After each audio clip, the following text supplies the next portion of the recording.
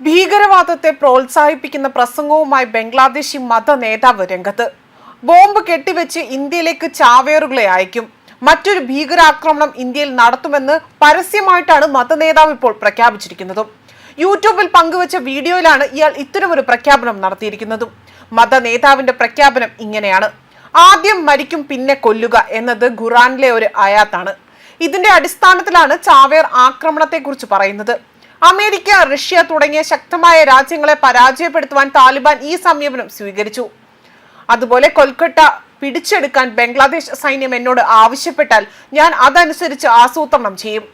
70 യുദ്ധവിമാനങ്ങളൊന്നും അതിന് വേണ്ട. കൊൽക്കത്ത പിടിച്ചെടുക്കാൻ ഞാൻ 7 വിമാനങ്ങൾ പോലും ഉപയോഗിക്കില്ല. 70 വിമാനങ്ങളുടെ ആവശ്യകത എന്താണ്? ബംഗ്ലാദേശ് സൈന്യം അനുവദിച്ചാൽ ഞാൻ കൊൽക്കത്തയിലേക്ക് ചാവേർ ബോംബർമാരെ അയക്കും എന്നതാണ് ഇയാൾ വീഡിയോയിലൂടെ അലറി വിളിക്കുന്നതും.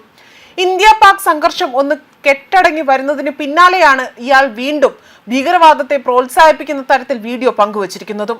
മാർച്ച് 8-ന് ഹസൻ മീഡിയ എന്ന ചാനലിൽ 11 മിനിറ്റ് ദൈർഘ്യമുള്ള വീഡിയോ യൂട്യൂബിൽ പുറത്തിറക്കിയിരിക്കുന്നത്. ഇതിലാണ് മത നേതാവിന്റെ ഭീകരവാദത്തെ പ്രോത്സാഹിപ്പിക്കുന്ന പരാമർശം ഉണ്ടായിരിക്കുന്നതും. അതേസമയം ഇയാളുടെ ആഹ്വാനത്തിനെതിരെ ബംഗ്ലാദേശിലെ ഹിന്ദു സമൂഹം ഒന്നടങ്കം ഇപ്പോൾ രംഗത്ത് വന്നിരിക്കുകയാണ്. മാത്രമല്ല, ഷെയ്ഖ് ഹസീന സർക്കാർ വീണതിനു ശേഷം ബംഗ്ലാദേശിൽ ന്യൂനപക്ഷമായ ഹിന്ദുക്കൾ ക്രൂര പീഡനങ്ങൾ അനുഭവിക്കുന്നുണ്ട് എന്നാണ് റിപ്പോർട്ടുകൾ പുറത്തു വന്നിരിക്കുന്നതും. ഇന്ത്യ പാക് സംഘർഷത്തിൽ ഭീകരവാദികളെ എല്ലാം ഇന്ത്യ ഒന്നൊന്നായി ഇല്ലാതാക്കുകയാണ് ഉണ്ടായിരിക്കുന്നതും. ഭീകരന്മാരുടെ കുടുംബങ്ങളിൽ പോയാണ് ഇന്ത്യ അവരെ എല്ലാം തന്നെ ഇല്ലാതാക്കിയതും. ഇപ്പോൾ ആകട്ടെ പാകിസ്ഥാന് കുട ചൂടുന്ന പ്രസ്താവനയാണ് ഈ ഒരു മൗലാന നടത്തിയിരിക്കുന്നതും. ബംഗ്ലാദേശ് മുൻ പ്രസിഡന്റും അവാമി ലീഗ് നേതാവുമായ മുഹമ്മദ് അബ്ദുൾ ഹമീദ് കഴിഞ്ഞ ദിവസം പുലർച്ചെ തായ്ലാന്റിലേക്ക് പലായനം ചെയ്തു എന്ന വാർത്തകളടക്കം പുറത്ത് വന്നതിന് പിന്നാലെയാണ് ഈ ഒരു വീഡിയോ ഇപ്പോൾ വലിയ സാമൂഹ്യ മാധ്യമത്തിൽ വൈറലായി മാറുന്നതും. അതുപോലെ തന്നെ ഈ ഒരു അവാമി ലീഗ് നേതാവ് തായ്ലാന്റിലേക്ക് പറന്നതുമായി ബന്ധപ്പെട്ട് ബംഗ്ലാദേശ് സർക്കാർ ഇപ്പോൾ അന്വേഷണം നടത്തിവരികയാണ്. കഴിഞ്ഞ ദിവസം പുലർച്ചെ 3 മണിക്കാണ് ധക്കയിലെ ഹസ്രത്ത് ഷാജലാൽ അന്താരാഷ്ട്ര വിമാനത്താവളത്തിൽ നിന്ന് തായ് എയർവേസ് വിമാനത്തിൽ അദ്ദേഹം രാജ്യം വിട്ടതും. 2024-ൽ വിദ്യാർത്ഥികളുടെ നേതൃത്വത്തിൽ നടന്ന പ്രക്ഷോഭത്തിനിടെ പ്രതിഷേധകർക്കെതിരെ സ്വീകരിച്ച നടപടികളുടെ പേരിൽ ഹമീദിനെതിരെ അന്വേഷണം നടത്തിവരികയായിരുന്നു.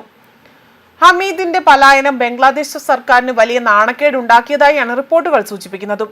വെടിവയ്പിൽ പ്രതിഷേധകർ മരിച്ച സംഭവത്തിലും ഇദ്ദേഹം സഹപ്രതിയാണ് എന്ന് റിപ്പോർട്ടുകൾ.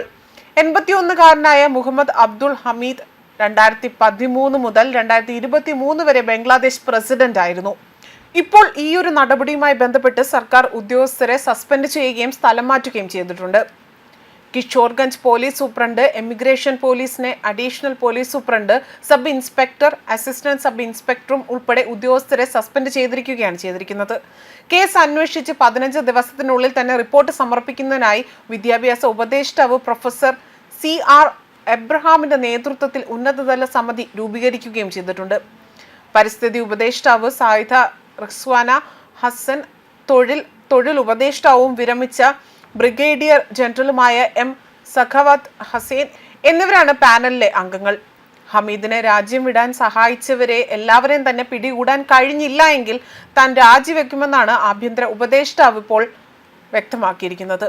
തീവ്രവാദ വിരുദ്ധ നിയമപ്രകാരം അവാമി ലീഗിനെ ഇടക്കാല സർക്കാർ നിരോധിച്ചതിന് ശേഷമാണ് ഈ ഒരു രാജ്യവിടൽ ഉണ്ടായിരിക്കുന്നതും. ഹമീദ് ലുങ്കി ധരിച്ചാണ് തായ്ലാന്റിലേക്ക് പോയതെന്നാണ് ബംഗ്ലാദേശ് ദിനപത്രങ്ങൾ അടക്കം റിപ്പോർട്ട് ചെയ്തിരിക്കുന്നതും. എന്നാൽ ചികിത്സയ്ക്കായിട്ടാണ് ഹമീദ് പോയതെന്നാണ് കുടുംബം ഇപ്പോൾ വ്യക്തമാക്കുന്നത്. ബംഗ്ലാദേശിൽ വിചാരണയിൽ നിന്ന് രക്ഷപ്പെടാൻ അദ്ദേഹം ഒളിച്ചോടിയതാണ് എന്നാണ് അദ്ദേഹത്തിന്റെ രാഷ്ട്രീയ എതിരാളികൾ ആരോപണം ഉന്നയിച്ച് രംഗത്ത് വന്നിരിക്കുന്നതും. ബംഗ്ലാദേശിൽ മുഹമ്മദ് യൂനിസിന്റെ നേതൃത്വത്തിലുള്ള ഇടക്കാല സർക്കാർ മുൻ പ്രധാനമന്ത്രി ഷെയ്ഖ് ഹസീനയുടെ പാർട്ടിയായ അവാമി ലീഗിനെ നിരോധിച്ചിരുന്നു. ഭീകരവാദ വിരുദ്ധ നിയമപ്രകാരമാണ് അവാമി ലീഗിനെ നിരോധിച്ചത്. നിരോധനം സംബന്ധിച്ച് ഔദ്യോഗിക ഗസറ്റ് വിജ്ഞാപനം അടുത്ത പ്രവൃത്തി ദിവസം പുറപ്പെടുവിക്കുമെന്ന് പ്രധാനമന്ത്രിയുടെ ഓഫീസ് അറിയിക്കുകയും ചെയ്തിരുന്നു. ബംഗ്ലാദേശിലെ അന്താരാഷ്ട്ര കുറ്റകൃത്യ ട്രൈബ്യൂണലിൽ അവാമി ലീഗിന്റെ വിചാരണ പൂർത്തിയാകുന്നതുവരെ നിരോധനം തുടരുമെന്നും സ്ഥിരീകരിക്കുകയും ചെയ്തിരുന്നു. രാജ്യത്തിന്റെ സുരക്ഷയും പരമാധികാരവും സംരക്ഷിക്കുക എന്ന ലക്ഷ്യത്തോടെയായിരുന്നു അവാമി ലീഗിനെ നിരോധിച്ചതെന്നും വ്യക്തമാക്കിക്കൊണ്ട് രംഗത്ത് വന്നിരുന്നു. ന്യൂസ് ഡെസ്ക് കർമ്മ ന്യൂസ്.